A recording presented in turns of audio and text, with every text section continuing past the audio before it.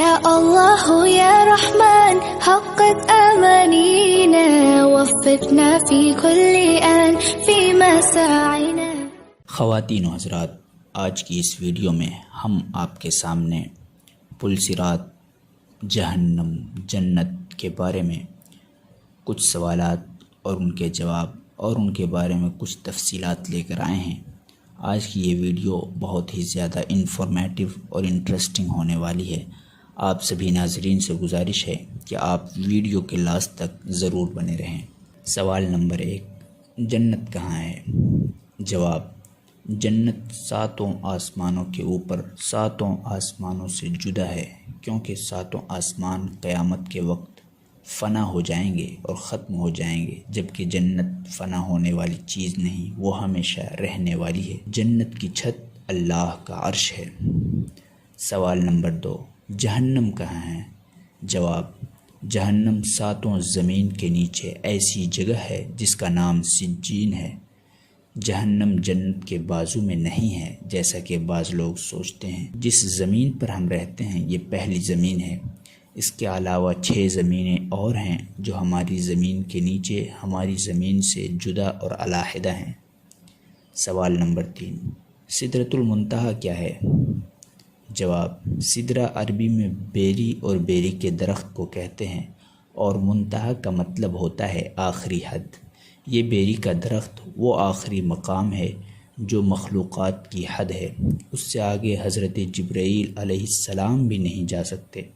سدرۃ المنتہا ایک عظیم الشان درخت ہے. اس کی جڑیں 6 آسمان میں ہے، جبکہ اس کی شاخیں اور اس کی ٹہنیاں 7ویں آسمان سے بھی بلند ہیں. اس کے پتے ہاتھی کے کان جتنے بڑے اور اس کے پھل بڑے بڑے مٹکوں کی طرح ہیں. اس پر سنہری تتلیاں منڈلاتی ہیں. یہ درخت جنت سے باہر ہے.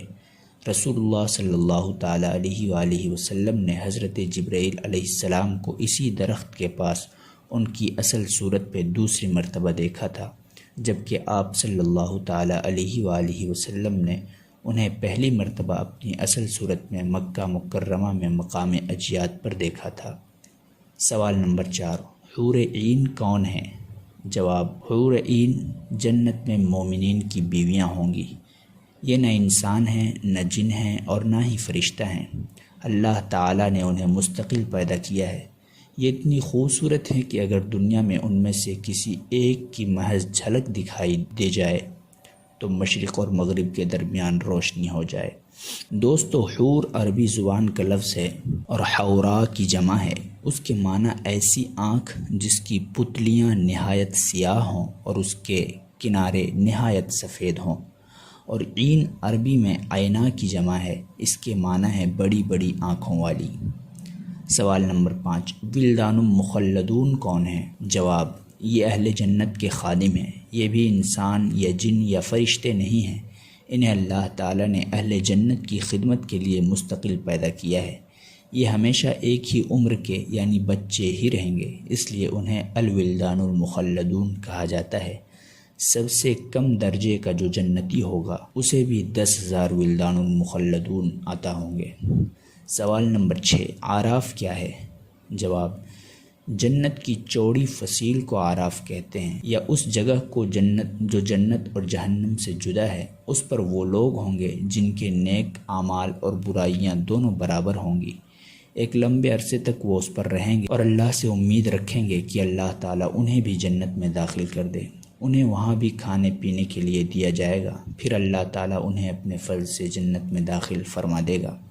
سوال نمبر 7، قیامت کے دن کی مقدار اور اس کی لمبائی کتنی ہے؟ یعنی قیامت کا دن کتنا بڑا ہوگا؟ جواب: 50,000 سال کے برابر. حضرت ابن عباس رضی اللہ تعالیٰ عنہ سے روایت ہے کہ قیامت کے 50 موقف ہیں اور ہر موقف 1000 سال کا ہوگا. جب آیت کریمہ یوم تبدل الارض غیر الارض والسماوات نازل ہوئی، جس کا مطلب یہ ہے کہ جس دن زمین دوسری زمین سے اور آسمان دوسرے آسمان سے بدل دیا جائے گا، تو حضرت عائشہ رضی اللہ تعالی عنہا نے نبی کریم صلی اللہ تعالی علیہ وآلہ وسلم سے پوچھا، یا رسول اللہ، جب یہ زمین و آسمان بدل دیے جائیں گے تب ہم کہاں ہوں گے؟ آپ صلی اللہ علیہ وآلہ وسلم نے فرمایا تب ہم پل صراط پر ہوں گے۔ پل صراط پر سے جب گزر ہوگا اس وقت صرف 3 جگہیں ہوں گی، جہنم، جنت، پل صراط۔ اللہ کے رسول صلی اللہ تعالی علیہ وآلہ وسلم نے فرمایا سب سے پہلے میں اور میرے امتی پل صراط کو طے کریں گے۔ پل صراط کی تفصیل یہ ہے دوستو کہ قیامت میں جب موجودہ آسمان اور زمین بدل دیے جائیں گے اور پل صراط پر سے گزرنا ہوگا، وہاں صرف 2 مقامات ہوں گے، جنت اور جہنم۔ جنت تک پہنچنے کے لیے لازماً جہنم کے اوپر سے گزرنا ہوگا۔ جہنم کے اوپر ایک پل نصب کیا جائے گا، اس کا نام الصراط ہے۔ اس سے گزر کر جب اس کے پار پہنچیں گے وہاں جنت کا دروازہ ہوگا، وہاں نبی پاک صلی اللہ تعالی علیہ وآلہ وسلم موجود ہوں گے اور اہل جنت کا استقبال کریں گے۔ اس پل کی خصوصیات یہ ہوں گی کہ یہ بال سے زیادہ باریک ہوگا، تلوار سے زیادہ تیز ہوگا اور نہایت اندھیرے اور تاریکی میں ہوگا۔ اس کے نیچے گہرائیوں میں جہنم بھی نہایت تاریک ہوگی، سخت بپھری ہوئی اور غضبناک ہوگی۔ گناہگار کے گناہ اس پر سے گزرتے وقت مجسم صورت میں اس کی پیٹھ پر لاد دیے جائیں گے۔ اگر اس کے گناہ زیادہ ہوں گے تو اس کے بوجھ سے اس کی رفتار ہلکی ہو جائے گی۔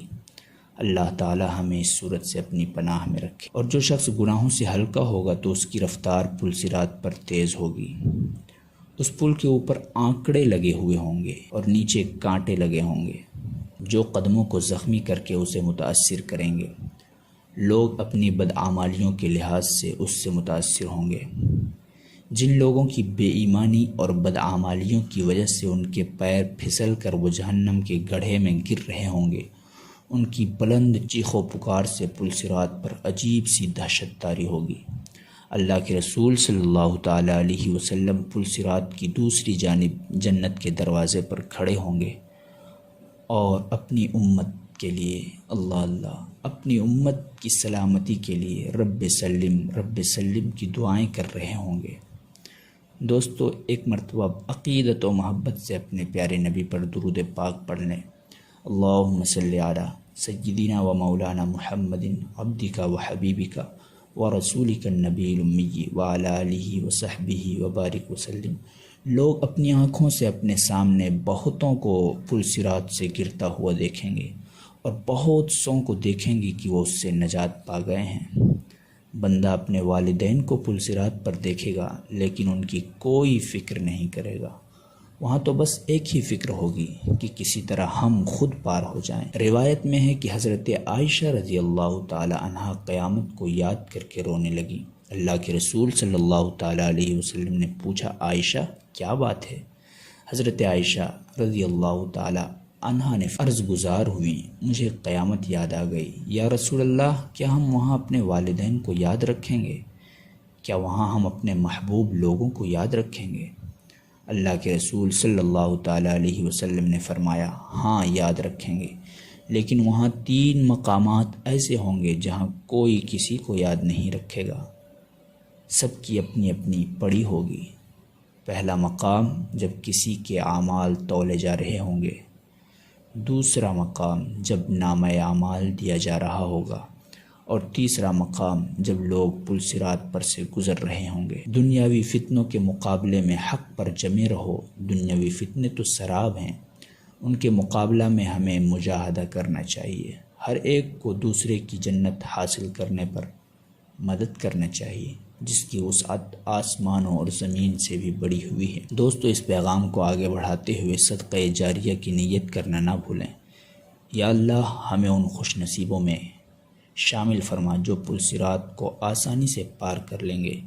یا اللہ ہمیں ان لوگوں میں شامل فرما جس کے لیے تو نے حسن خاتمہ مقدر کیا ہے۔ اللہ تبارک و تعالی ہم سب پر اپنا کرم فرمائے، آمین۔